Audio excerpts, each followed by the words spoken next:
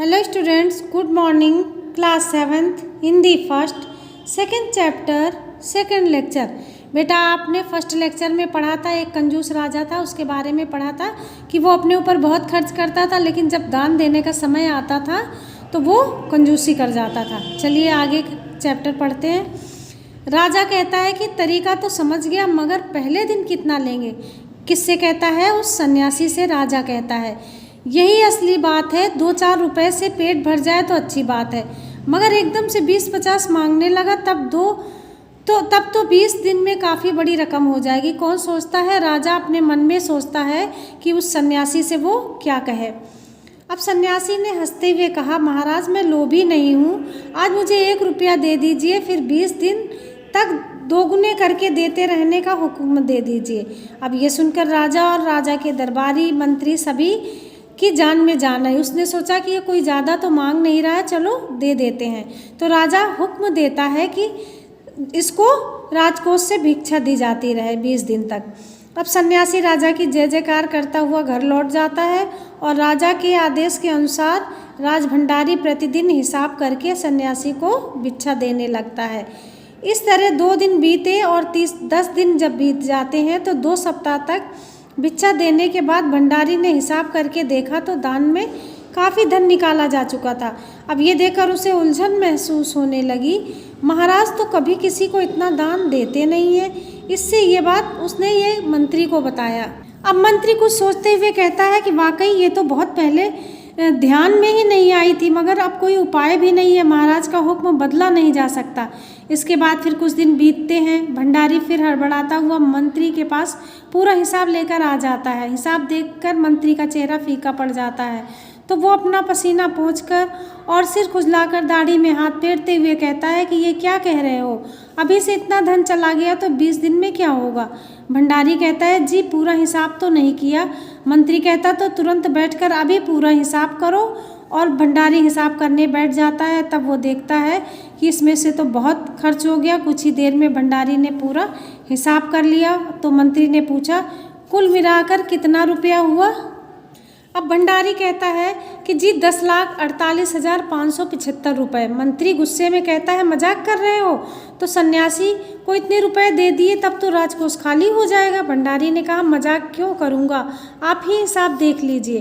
तो ये कहकर उसने हिसाब का कागज़ मंत्री जी को दे दिया और हिसाब देखकर मंत्री जी को चक्कर आ जाता है और सभी उन्हें संभाल कर बड़ी मुश्किलों से राजा के पास ले। राजा कहता है, क्या बात है, ये कैसे? मंत्री कहता है, महाराज राजकोष खाली होने जा रहा है। राजा कहता, वो कैसे? तो मंत्री बताता है कि महाराज आपने सन्यासी को भिक्षा देने का हुक्म दिया था, मगर अब पता चला कि उन्होंने इस तरह राजकोष में करीब 10 लाख रुपए झटकने का उपाय सोच लिया है। तो राजा गुस्से से कहता है, मैंने इतने रुपए देने का आदेश तो नहीं दिया था, फिर इतने रुपए क्यों दिए जा रहे हैं? भंडारी को बुलाओ।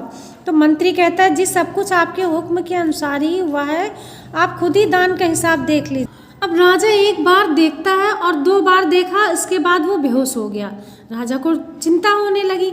अब काफ़ी कोशिश होती है, लेकिन उसके बाद राजा को होश में आने के बाद लोग सन्यासी को बुलाने जाते हैं। तो सन्यासी के आते ही राजा रोते हुए उनके पैरों पर गिर पड़ता है और कहता है, दुहाई है सन्यासी महाराज, मुझे इस तरह जान माल से मत मारिए, जैसे भी हो एक समझौता करके मुझे वचन से मुक्त कीजिए। अगर आपको 20 दिन तक भिक्षा दी जाएगी तो राजकोष खाली हो जाएगा, फिर काज कैसे चलेगा?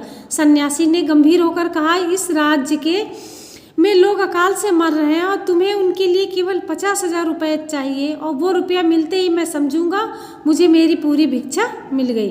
तो राजा ने कहा, उस दिन उस आदमी ने मुझसे कहा था लोगों के लिए 10,000 रुपये ही बहुत होंगे। सन्यासी ने कहा, मगर आज मैं कहता हूँ 50,000 रुपये से 1 पैसा कम नहीं लूँ। राजा गिड़गिड़ाया, मंत्री गिड़गिड़ाया, सभी गिड़गिड़ाए, लेकिन वो नहीं माना, वो अपनी बात पर अडिग रहा।